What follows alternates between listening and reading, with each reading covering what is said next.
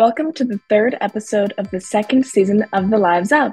I'm your host, Audrey Creighton, and I'm so excited to share that for my third interview, I have chosen one of the most caring, delightful people I know, Bethany Bloemhard. Bethany is a dedicated optometrist and boater. We discussed how she became a doctor, her family members, what she's passionate about, her goals for the future, and so much more. Bethany inspires me to be a supportive person and to follow my dreams. I'm so grateful to know her, and I'm so thankful that she gets to be a part of this project.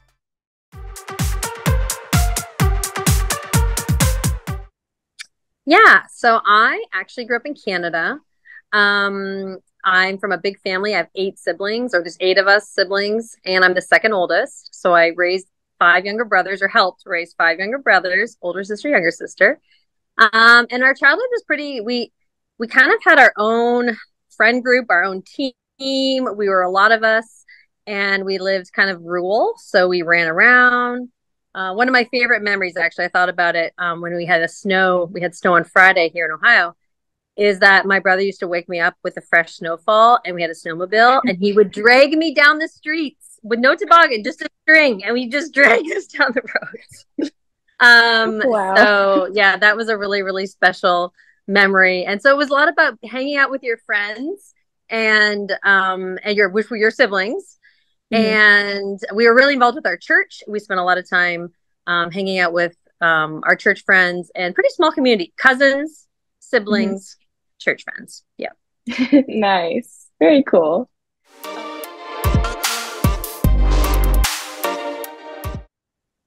So I thought for sure, without a shadow of a doubt, I was going to be a National Geographic photographer.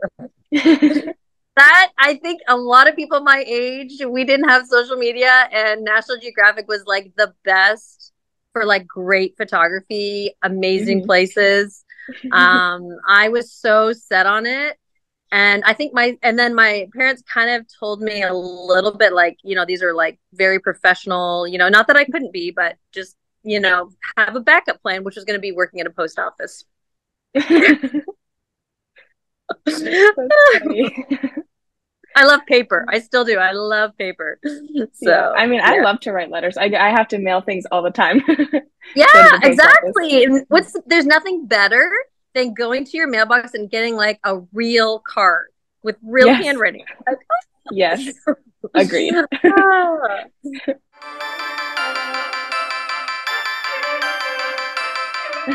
Yeah, so that's kind of a funny story.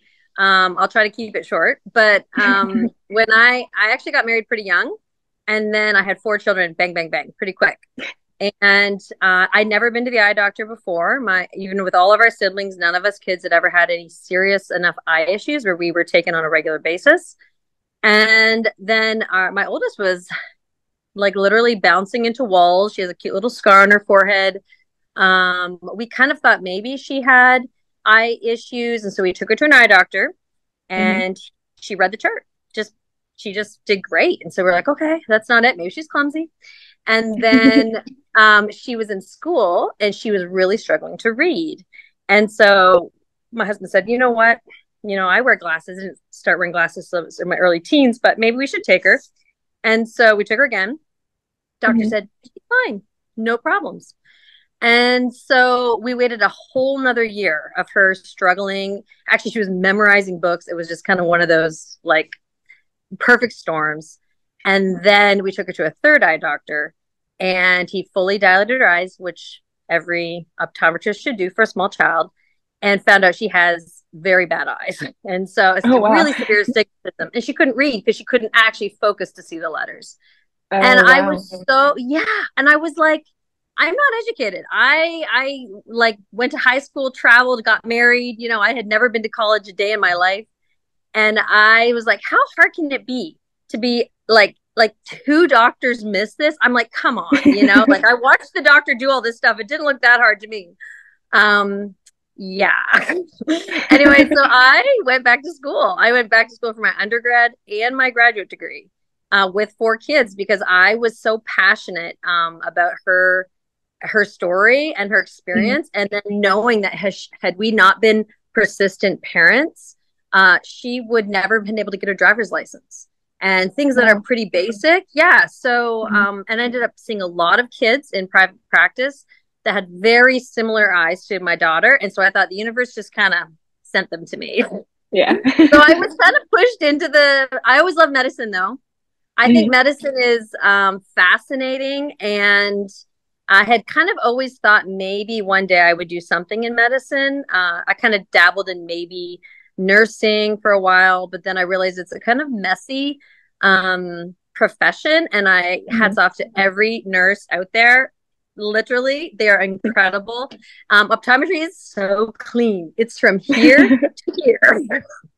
Perfect for me, you know. So that's my story about optometry, and I still practice.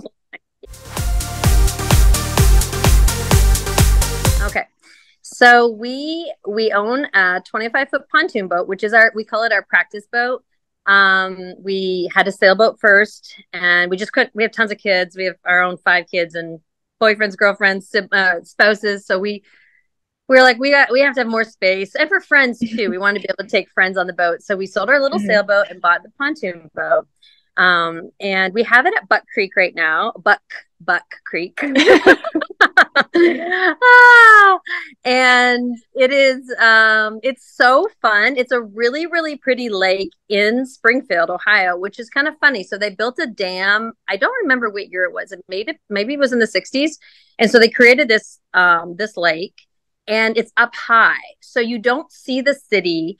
It's just this beautiful tree lined with a little like stone dam. It's really, really pretty. So that's where we keep our boat now. We have a dock, and we call it our practice boat because what we really want is a 50-foot catamaran. So bigger size, wider, and something we could live on. So, and do some traveling. So that's where it's at right now. And we've actually we've taken our boat one other place. We've taken it to Summersville.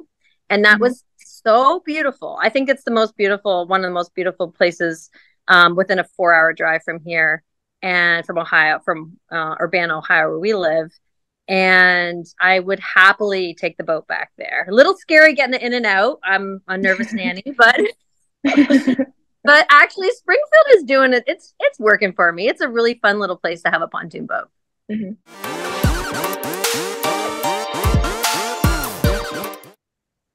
So I think I would have to say French Polynesia. So it's South Pacific. So I think those Polynesian islands it's just nothing. It feels like a whole nother world. It's pretty special. Yep. Yeah. Wow. Yeah. I still have to go there.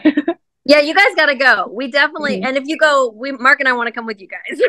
Yes. But maybe one day when we have our catamaran and we're sailing in South Pacific, you guys will come down and sail with us. So that sounds perfect.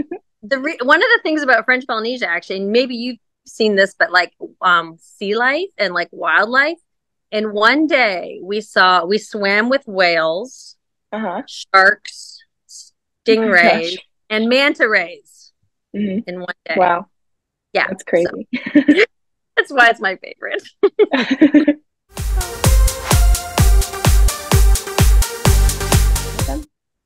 Yeah. So I have a husband named Mark, and we've been married for 25 years. And we do everything together. We're best friends. It's so funny because I'm like, what are you doing? And then whatever he's doing is always more fun than what I'm doing. So I just do whatever he does. But then we have 4 biological children and 1 adopted child. And our oldest is 24. She's married. Dakota is an incredible videographer, oldest. And she's just amazing. She has her own company for videography, and she also works for one of Mark's companies. And then we have Roxy, who's 23. Roxy is in school to be a dental hygienist, and she graduates in May. So we're so proud. We have son Jackson, who's 22, and he has traveled all over the world. He lived in a van for a year and a half. Jackson is our little traveler. He has lived in a van. He lived in Australia for almost a year. And he's back in Ohio right now trying to figure out his next chapter in life. Then Atticus is our 21-year-old, and he goes to University of Athens. and he is studying finance and maybe marketing. I'm not really good. It's been switched around a bit. So, and he graduates in the winter, next winter. And then my baby is 19 and she moved out in September. So we are empty nesters. And she is actually running one of Mark's companies right now. She's extremely gifted, and it's super funny too. We live in a loft, and Liberty lives in a loft. Like I could probably yell to her, and then Dakota lives in a loft. So we all live downtown in lofts. It's so funny. So it's a family thing. So, yeah, great for mom. Love that. Yeah, that's so cool.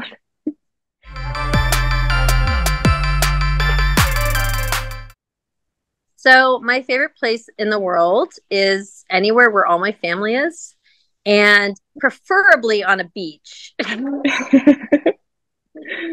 So we like to, our family, we're really big celebrators, and so we tend to celebrate everything. The big stuff like the 25th wedding anniversary, we all went to Fiji. But even like little tiny things, we are so known for getting the camera out and capturing it with Dakota videography skills, and everybody pitching in, and food, drinks, decor. We're big partier, like big celebratory. I think we're a celebratory family. So when we're together, whether it's, and I said this to my family when we were in Fiji, I said, we could be in Ohio right now and I would be just as happy as long as it's a party. So, yeah, I think that's my answer. That's a great answer. That's probably the best answer you could give. It's really true. And then when they're all grown up and moved out, I've had my days. It's hard, but I also love to see them fly. I think the best feeling in the world is knowing when your kids are, they're capable and they can stand on their own 2 feet, and they can just, come back home and just be spoiled a little bit. Yeah. Nice.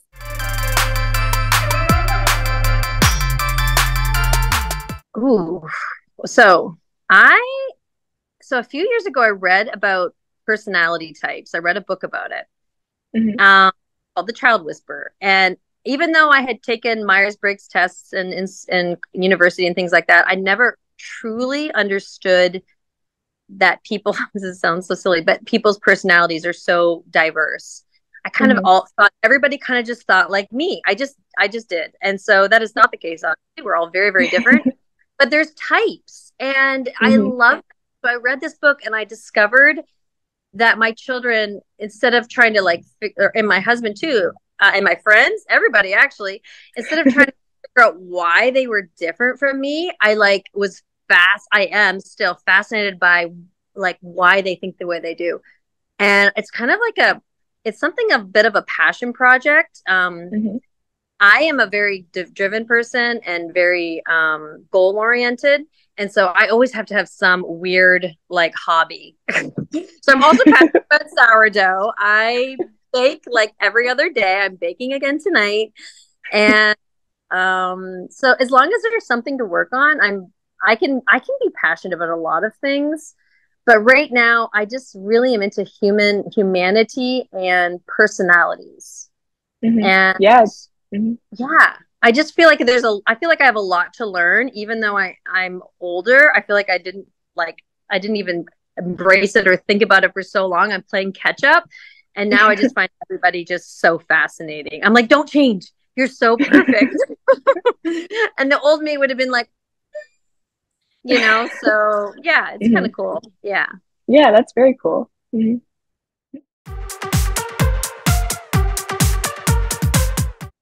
So the biggest goal is getting on that boat. So Mark and I, we started a plan, I think it's almost 5 years ago, which is so funny because it was your parents that kind of helped us come up with how we could do this. So we really want to buy a boat and sail around the world. That's our number one dream. Now, if we don't get all the way around the world, no big deal. We just really want to buy a boat and sail. And most people, that's what they do. They kind of follow the trade winds and they go all the way around the world. But in order to do that, we had to downsize. We had a big house. We had to make some pretty big changes in our life. And your parents had done that first. And so we sold the house. We moved into a loft. We downsized like immensely, and started working on that big goal, because that's kind of a huge financial and just goal period, because we'll probably be on the boat for, who knows, 3 to 5 years or something like that. So that's a big goal. We're hoping for 2025 that we can buy a boat. But I think right now, my day to day, I'm driven, super goal oriented. So I have to have like a goal at all times, or I die. And so, you know what I'm talking about? It's so bad. So right now, really like goal oriented in my health, and that is to get strong. I started CrossFit a year ago, and then be super healthy, so that when we get on the boat, we can be in the best shape. So that's kind of where I'm. Yeah. Yeah, that's awesome. 2025. That's exciting. Yeah, I know. Yeah, we got some. I mean, again, we've had goals in the past where we didn't hit them. But again, I love the fact that you're always working towards it. And I heard somebody, they said that maybe it's a saying people say, but like the journey is or more than half the fun. And that's what I feel like for me. Like, even sometimes when I hit my big goals, or big, like for instance, to graduate optometry school when I was 37, like that was a huge undertaking. I was in school for 8 years. And then when I graduated, I kind of was like, well, what's next? And so I feel like I'm trying to really enjoy the journey of of this huge goal. And so all these little goals kind of come into play. So, yeah. Awesome. That's so cool. Yeah, thank you. So anyone who puts their mind, it's a very vague answer, okay? But anybody who comes up with an idea and is disciplined enough to go through with it is so inspirational to me. So obviously your show is incredibly inspirational to me, because it's something that you're passionate about, that you keep doing, and it's really cool. And so I feel like it doesn't matter age to me. I'm inspired by people of all ages, and it doesn't have to even be a big thing. It's just something that takes effort that you keep doing. And I think we tend to be procrastinators, especially in a world with social media, and there's so much else to do, that to take the time to actually create or be present, if that's what your goal is, that at that moment of your life. I'm just really inspired by people who make things happen and just keep going, little steps. And I just find that it keeps me going. And maybe it's a bit of my competitiveness in my nature, but I'm like, oh, if you can do it, I can do it. So I love that. I love that about you. I've loved it from the very first moment I saw this show. I was so excited. I'm like, oh my goodness. And I wanted to be on your show. That was the funniest part. So when you asked me, I'm tickled pink. I was so nervous to get on here. Thank you so much. Yes, I was so excited to have you on the show. I knew you would be an incredible interviewee. So I'm really excited for everyone to see this episode. Oh, you're just awesome. Yeah, you are too. Yeah. Well, thank you so much for taking the time to interview me. And of course. I can hardly wait to see what your future holds. I know it's going to be amazing. Thank you. Okay. Thank you. Bye. All right. Take care.